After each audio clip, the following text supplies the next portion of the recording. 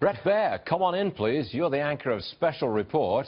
Have you ever seen an administration take off at such a breakneck pace like this one? No.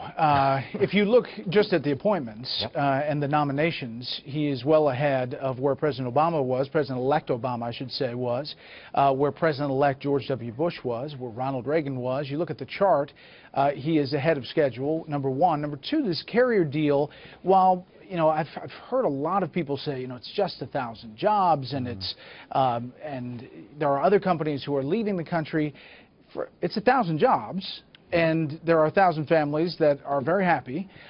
It is the image of a president-elect, Stuart, already doing something, negotiating, and that is psychological, if anything else. Oh, may I just play you a soundbite from Josh Earnest yesterday addressing the 1,000 jobs that Mr. Trump has saved at the Carrier Corporation.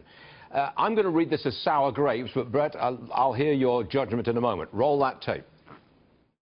The president-elect has indicated that he deserves credit for that announcement. If he is successful in doing that 804 more times, then he will meet the record of manufacturing jobs that were created in the United States while President Obama was in office. Well, I said it was a little like sour grapes. Maybe that's a bit harsh, and I wouldn't expect a news guy like you to back me up on that. But what's your take on that soundbite? Well, listen. I think any analyst, no matter the ideology, could look at the Obama administration and say they left a lot on the table about what they could have done as far as stimulating business, encouraging business, working with business, both in a carrot and stick approach. And I'm pretty sure if you ask any CEO their interaction with the White House, a big company, they would tell you roughly the same thing. So. The fact that Donald Trump is getting a lot of play for this 1,000 jobs at Carrier, I think is indicative of the thought that perhaps, a lot's going to happen in a short time, Stuart.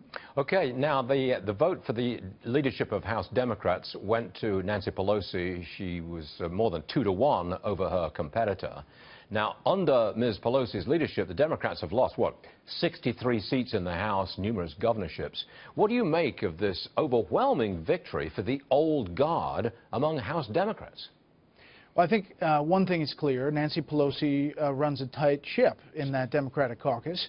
She is a brilliant tactician, and she can whip votes. That said, she has a losing record when it comes to elections. She's a tremendous fundraiser for Democrats, but she is not getting it across the finish line, at least in recent elections. And the fact that Democrats again put her at the helm, a 76-year-old liberal Democrat from San Francisco, when the real focus is on middle America, at least in this election, where Democrats there felt that they were overlooked on the issue of jobs, I think is potentially a problem for Democrats, and they're going to have to figure that out. Can you tell me about your new book? I'm intrigued. Yeah, it's coming out January 10th. It's called 3 Days in January, Dwight Eisenhower's Final Mission. And it is about his farewell address, which came January 17th, 3 days before John F. Kennedy's inaugural address. And in there, we take that moment in time and look back at Eisenhower's administration and what we could learn from that. And it's amazing what we've found over the past 3 years. Well, I was around in those days, Bret. You were not, but I was, and I'm going to read that book. Bret Baier, everyone. We'll be watching tonight. Thank you, sir. Appreciate it. We'll see you. Yes, sir.